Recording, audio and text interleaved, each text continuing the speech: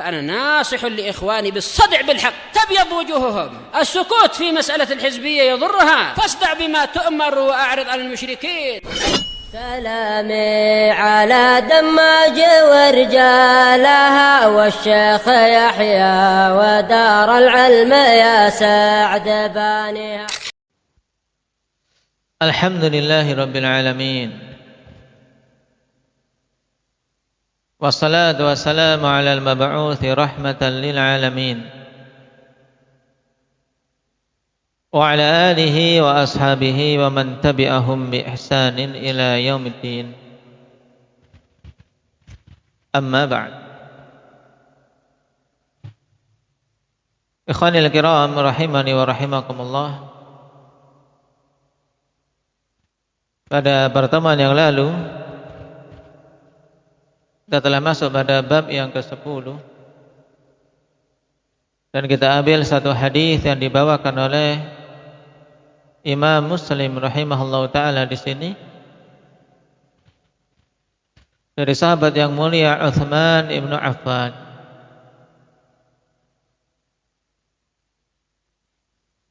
Hadis yang sangat penting dalam pembahasan tauhid karena padanya penegasan tentang salah satu syarat dari syarat kalimatut tauhid la ilaha illallah. Untuk bisa memberikan kemanfaatan bagi orang yang mengucapkannya, yaitu harus dia mengucapkannya dalam keadaan mengilmuinya. Man mata wa huwa ya'lamu annahu la ilaha illallah dakhalal jannah. Siapa saja yang mati dalam keadaan dia mengilmui bahwasanya tidak ada ilah yang hak untuk diibadahi kecuali Allah, maka dia akan masuk ke dalam surga. Baik.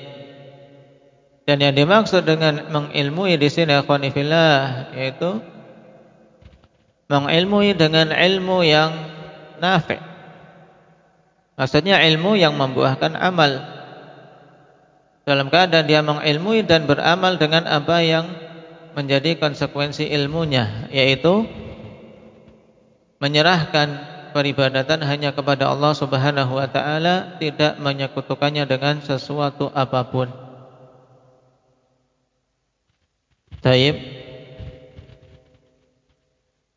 Dan hadis ini akhwan termasuk hadis yang infarada bihi Muslim, yang Imam Muslim rahimahullah taala meriwayatkannya, sedangkan Imam Bukhari tidak meriwayatkannya.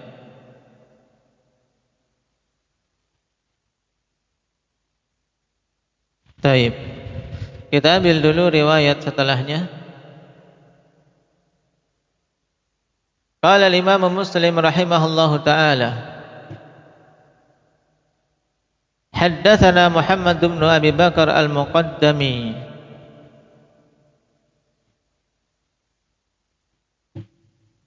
Abu Abdullah al-Basri,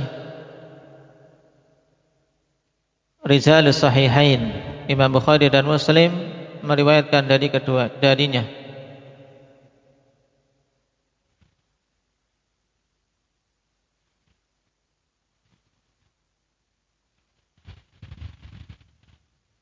Seorang thiqah.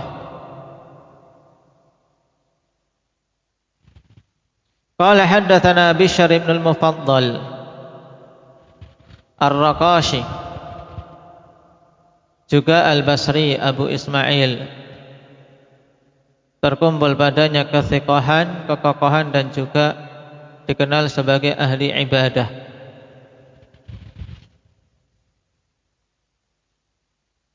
Bahkan Bishr ibn al-Mufaddal ini akhwan Al-Basri dipuji dengan pujian yang sangat oleh Imam Ahmad, demikian pula Yahya bin Ma'in.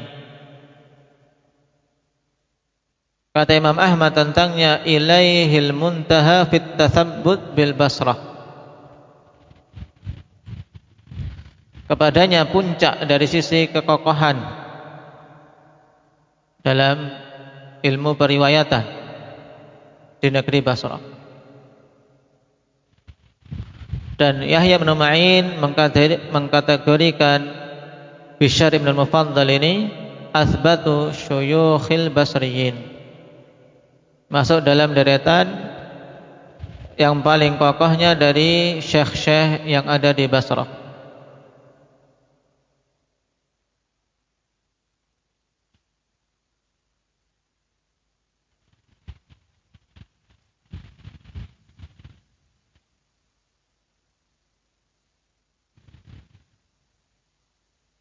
Nah,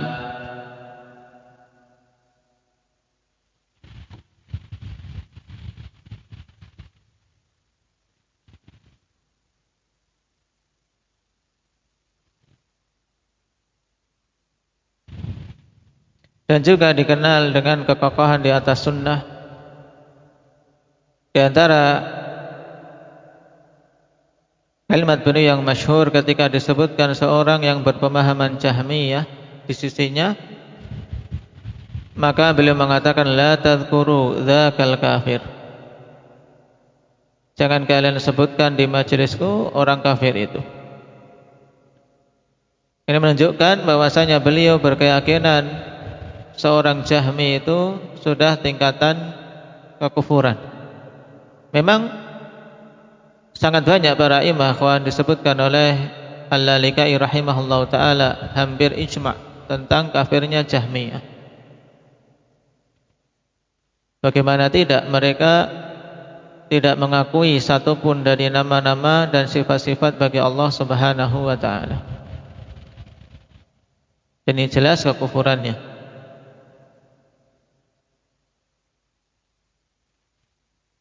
Qala haddatsana Khalid Al-Hadza. Setelah kita lewati Khalid Al-Hadza, dinamakan atau dijuluki Al-Hadza apakah karena dia jualan sendal? Indak ya Ukasha. Nah, tidak jualan sendal, tapi karena teman-teman dekatnya dia duduk-duduk dengan para penjual sendal sehingga dinisbahkan padanya Khalid Al-Hadza. Anil Walid Abi Bishr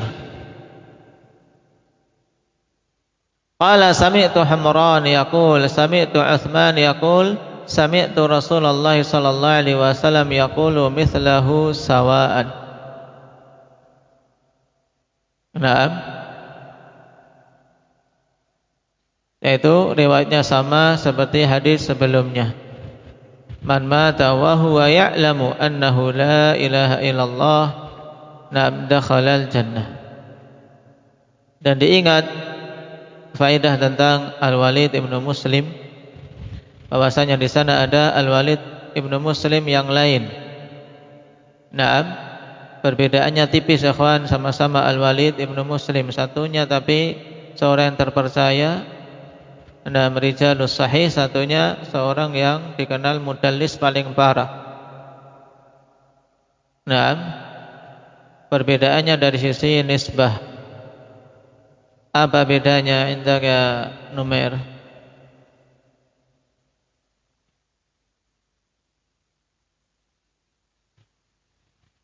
Kalau yang rijalus sahih Al-Walid bin Muslim At-Tamimi, Naam, Abu Bishr Al-Basri. Sedangkan yang mudallis tadris at-taswiyah Al-Walid ibn Muslim Ad-Dimashqi. Naam, terpercaya tapi mudallis. Kalau dia meriwayatkan dengan an, maka harus naam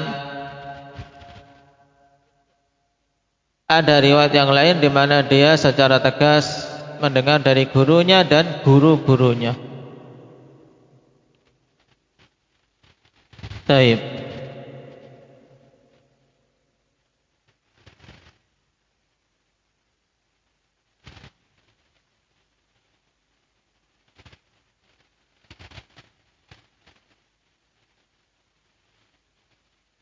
Pembahasan sama ikhwan untuk hadis ini.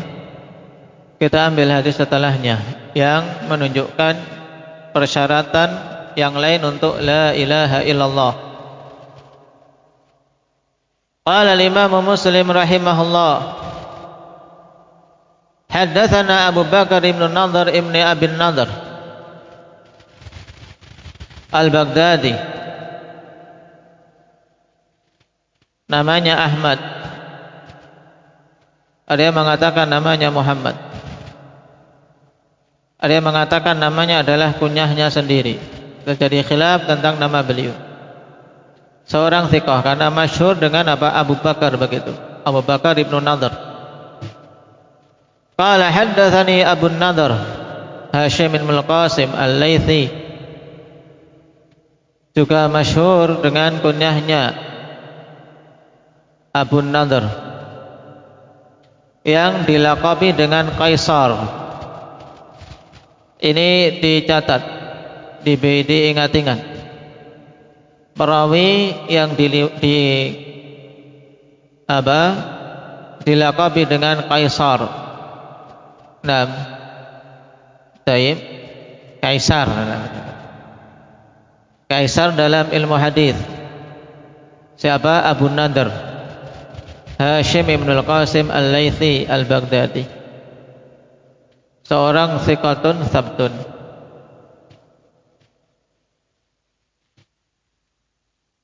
Qala haddatsana Ubaidullah Al-Asy'a'i, Ubaidullah bin Ubaidir Rahman Al-Kufi, seorang thiqah yang terpercaya. Faedah bagus tentang Ubaidullah Al-Asy'a'i ini, beliau adalah athbatun nasi kitaban fis Tsauri. Athbatun nasi kitaban fis Tsauri, yaitu orang yang paling kokoh catatannya dari Imam Ats-Tsauri. Jadi catatannya paling kuat dari murid-murid Imam Ats-Tsauri rahimahullah. Di sini pentingnya ikhwan seorang memiliki kemampuan menulis yang baik. Makanya di antara hal yang awal-awal hendaknya dipelajari oleh para talabatul ilm adalah mempelajari bagaimana menulis yang baik, mempelajari khat. Sehingga dia senang dengan tulisannya. Seorang kalau sudah senang dengan tulisannya akan apa? Akan bersemangat untuk murajaah. Kalau dengan tulisan sendiri saja sudah bosan, ya kan? Bagaimana mau murajaah? Maka belajar menulis. Jangan sampai tulisannya kayak sandi rumput. Besok baca sudah tidak mau. Padahal tulisan sendiri. Tapi diupayakan seorang memiliki catatan yang menyemangati dirinya nanti ketika melihat. Sehingga seorang punya ide-ide dalam mencatat itu bagus, ikhwan. Dalam artian mencatat itu tidak semuanya dipenuhi. Bagaimana biar dia mencatat itu catatannya enak. Kemudian ketika ada perincian juga, dia melihat perincian itu sekilas langsung ingat. Penomoran juga penting. Bahkan dulu kami, ketika telah selesai buku catatannya, kawan, dibuat daftar isi. Ketika sudah selesai buku ini, ya ada daftar isinya di belakang. Dikasih halaman untuk catatan-catatan penting dari penukilan para ulama dan seterusnya. Ini membantu sekali. Makanya di antara yang harus dimiliki ya tadi khat yang baik. Maka mumpung masih di awal-awal kawan, belajar khat. Ada temannya khatnya bagus, minta dituliskan untuk dia niru. Karena tulisan itu dengan pembiasaan, sehingga tangan itu ringan, tangan itu lemes ketika menulis. Jangan sampai kalau sudah terlanjur lama belajar, kawan, sudah tingkatan lama belajar, akan belajar khat lagi, kadang malu, kadang malas, karena dia melihat banyak hal yang harus dipelajari, banyak hal yang harus dihafal. Tapi mumpung bagi yang awal-awal belajar, yang masih kecil apalagi. Khat itu termasuk hal yang sangat penting. Taib.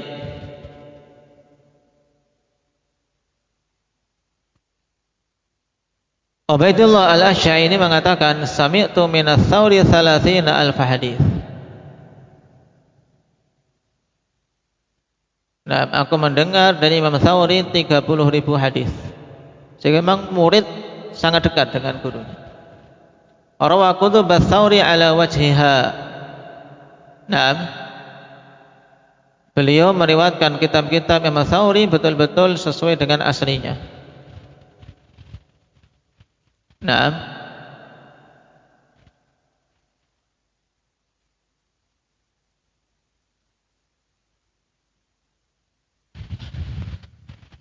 Dan setelah wafatnya Imam Ats-Tsawri rahimahullahu taala, banyak dari manusia yang menginginkan agar beliau menduduki kursi Imam Ats-Tsawri sebagai penggantinya, tapi beliau enggan, dalam artian tidak menerima kedudukan tersebut.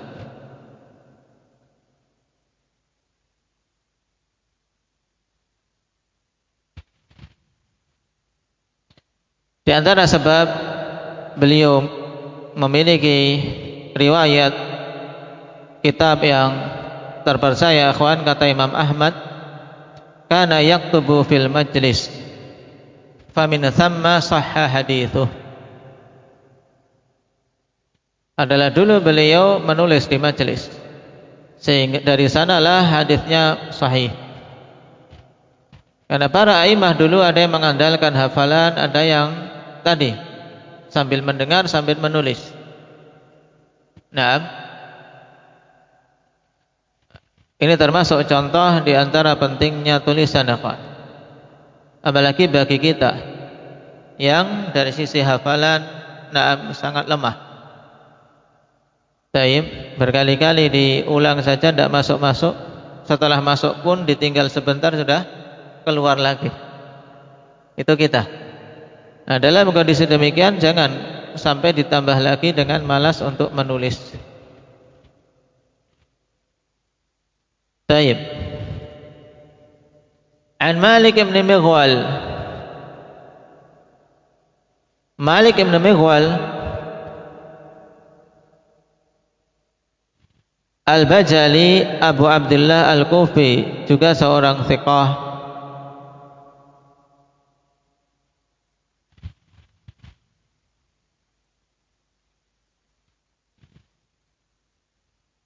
Merupakan rijalul jamaah, meriwayatkan darinya Imam Bukhari, Muslim dan Ahlus Sunan.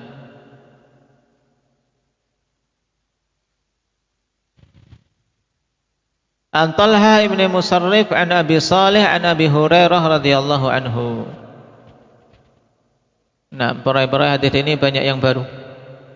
Adapun Talha ibn Musarrif, beliau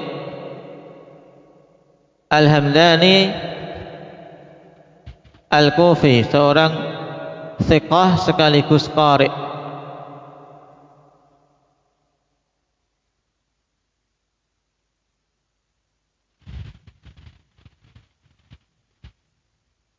Juga rijalul jamaah,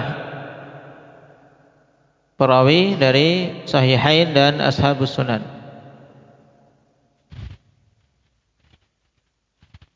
Adapun Abu Saleh masyhur, nah beliau salah satu perawi terkemuka dari imam para hufaz. Siapa? Abu Hurairah.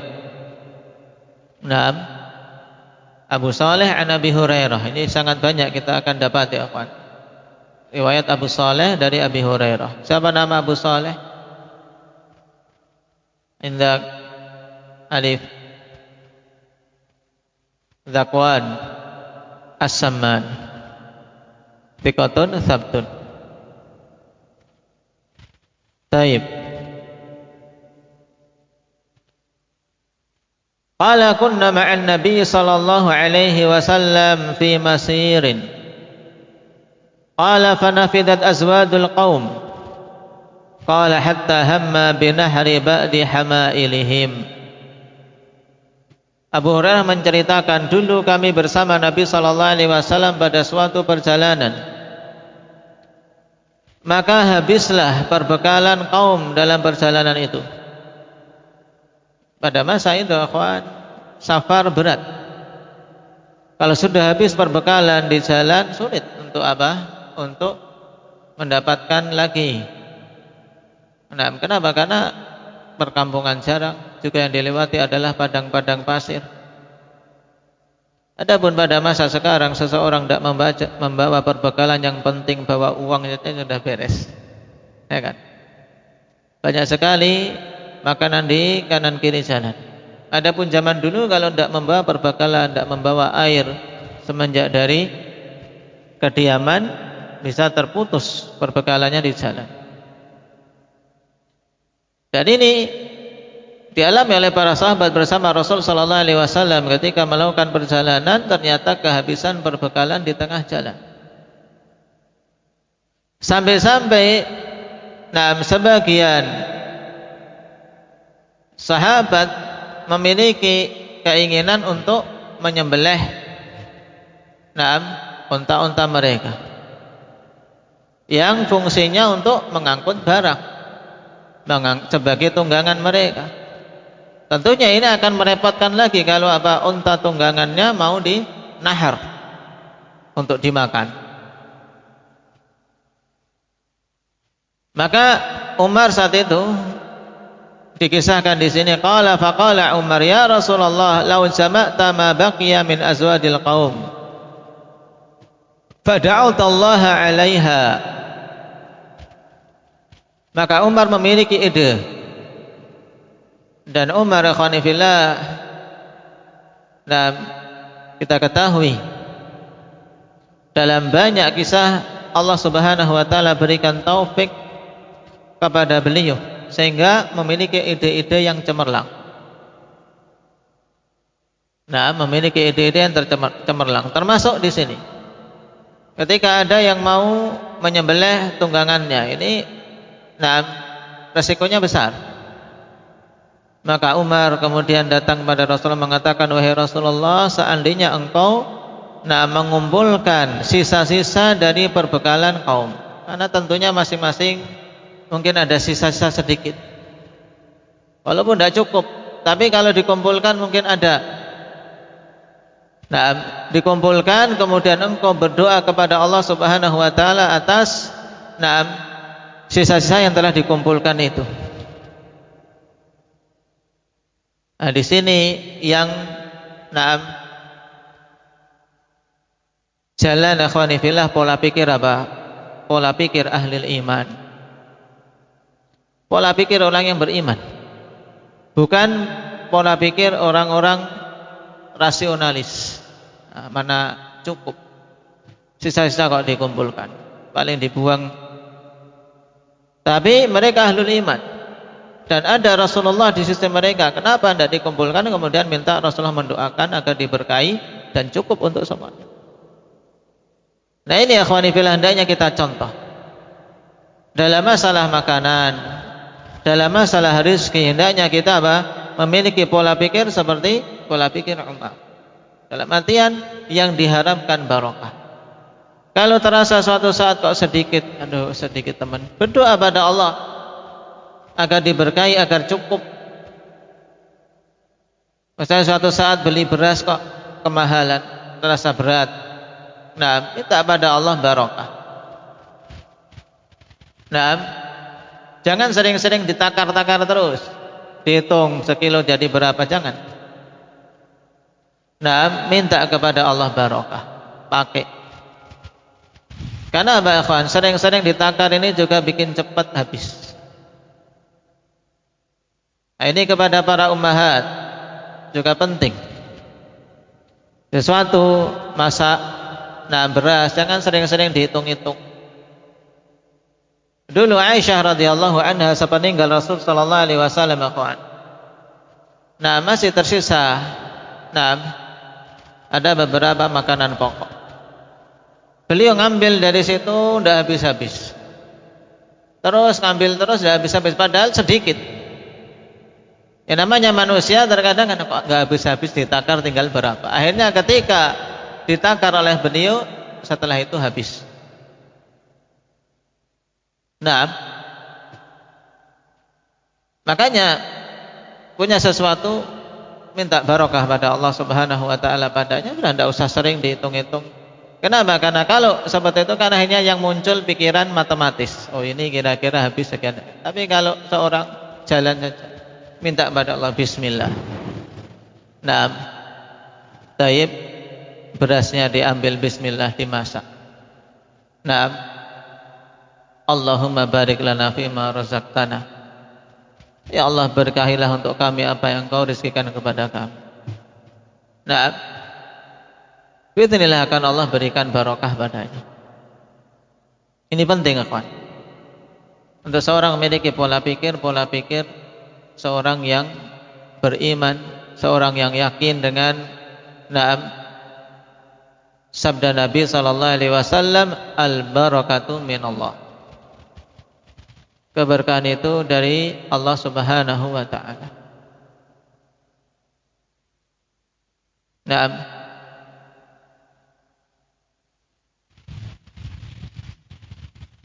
Karena memang ikhwan, di antara dampak tadi sering dihitung, sering ini kan seorang akhirnya oh ini nanti habis sekian, dihantui sesuatu.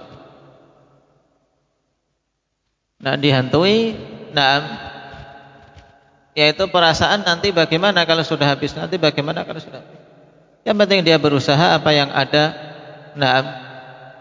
taib yang dimudahkan oleh Allah Subhanahu wa taala, dimasak minta barokah. Ketika habis cari. Nah, Umar datang kepada Rasul sallallahu alaihi wasallam dan mengusulkan itu. Qala fa fa'al, maka Nabi sallallahu alaihi wasallam pun melaksanakan apa yang diusulkan oleh Umar tersebut. Di sini juga menunjukkan tawaduknya Nabi sallallahu alaihi wasallam, akhwan. Ketika ada yang mengusulkan, beliau tidak menyombongkan diri, kemudian menolaknya atau tidak mau menerimanya. Menunjukkan tawadhu. Qala faja'adul burri bi burrih wa dut tamri bi tamrih. Maka datanglah orang yang punya gandum dengan gandumnya, yang punya kurma dengan kurmanya, dari sisa-sisa yang ada, berapa butir kumpulkan di situ. Qala wa qala Mujahid wa dzun nawati bin nawah, bahkan yang punya apa nawah pun di bawah.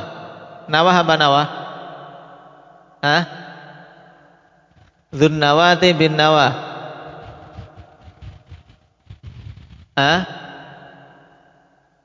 Apa nawah? Hudzaifah, mana Hudzaifah?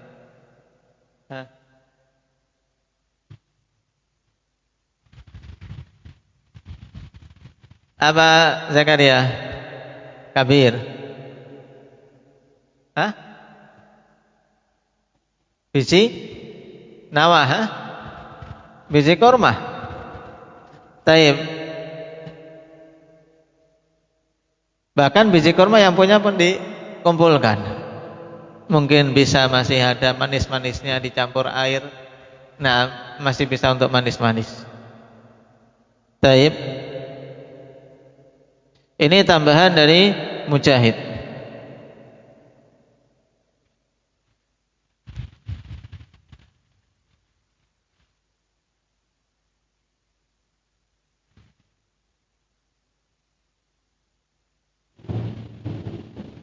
Taib.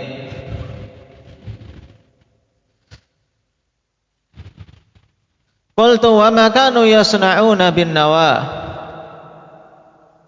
Maka heran, ya kan?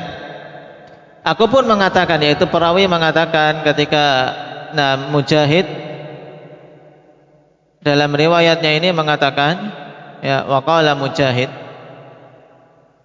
Qultu, zahirnya yang mengatakan adalah Talhah di sini. Talhah ibnu Musarrif.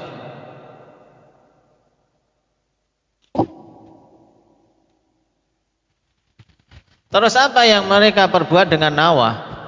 Biji kurma untuk apa dikumpulkan? Mau ditanam. Nah, apa yang bisa diambil kemanfaatan dari biji kurma kok ikut kumpulkan? Qala kanu yamussunah. Dulu mereka itu apa? Diemut, ya mengemut biji kurma. Kalau kita sekarang ngemut permen. Nah, orang-orang pada masa itu makan kurma, kawan bijinya dimut-mut.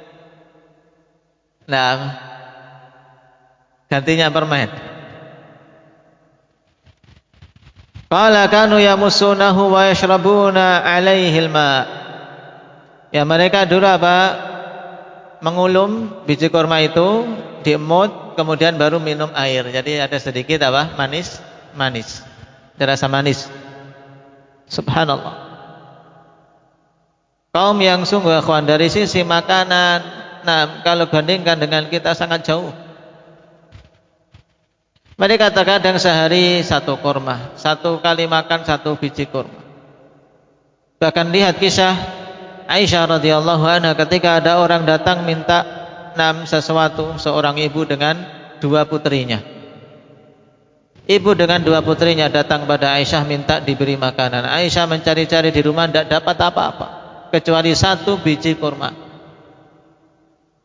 Dikasihkan pada sang ibu. Sang ibu pun karena punya dua anak, akhirnya dia mending tidak makan. Kurma tadi dibelah jadi dua untuk kedua anaknya.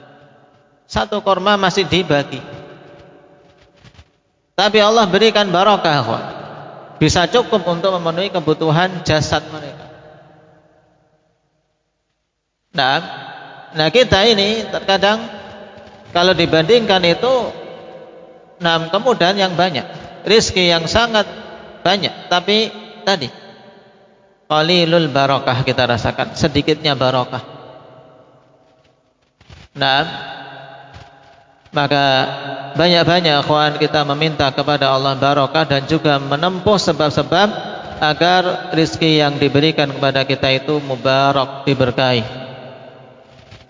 Ketika makan pun makanan ini mubarak sehingga tidak menjadi sebab penyakit. Terkadang sudah makan enak, setelah makan enak jatuh sakit. Nah ini musibah malah.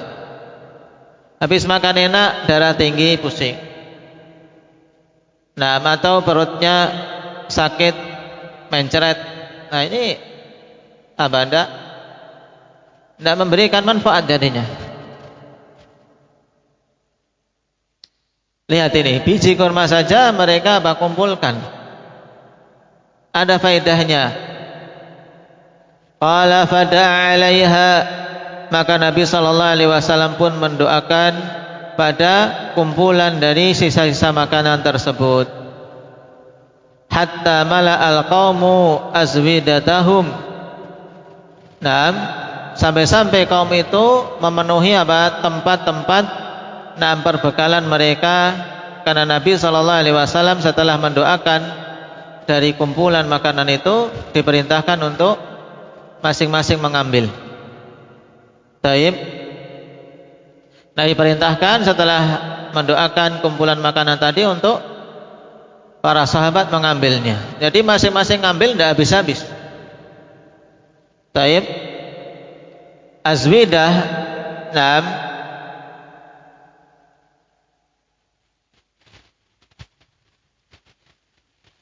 Sebagian mengkritisi lafaz ini, akhwan. Imam Qurtubi mengatakan yang sahih mazawidahum dengan wazan mafa'il.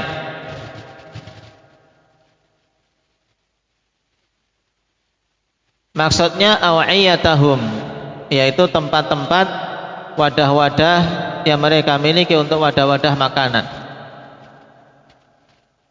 Taib. Cuman sebagian ulama yang lain mengatakan riwayat demikian ya biarkan. Dan azwidah jamak dari zat.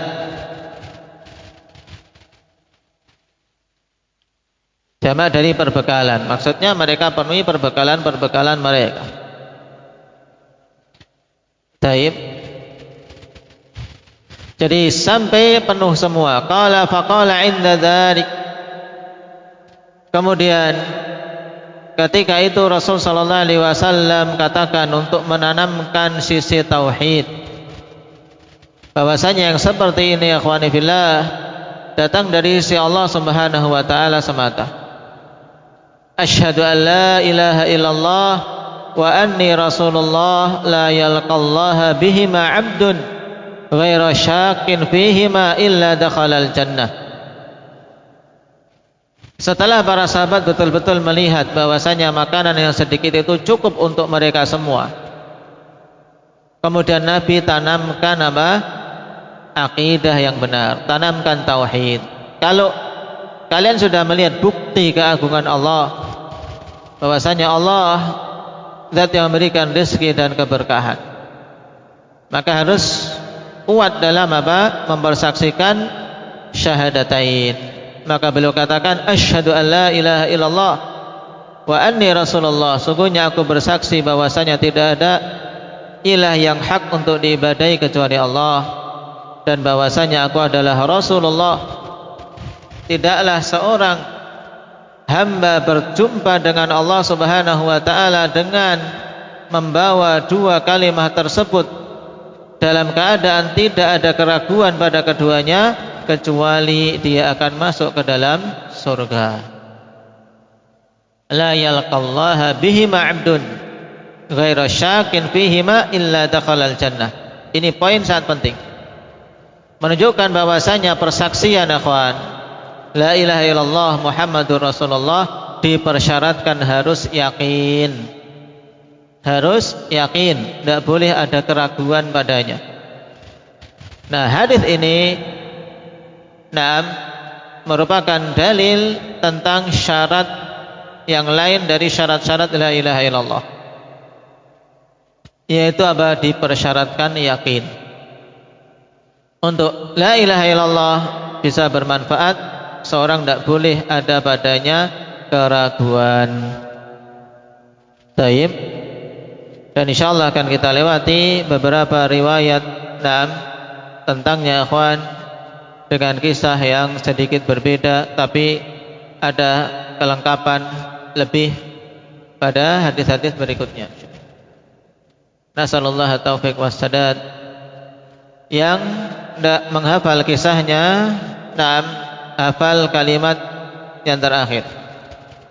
Qala Rasulullah sallallahu alaihi wasallam asyhadu an la ilaha illallah wa anni rasulullah la yalqallaha bihima 'abdun ghaira syakin fihima illa dakhalal jannah. Ini minimalnya, karena ini sangat penting dalam pembahasan syurut la ilaha illallah. Barakallahu fikum, nasallallahu taufiq wassadad.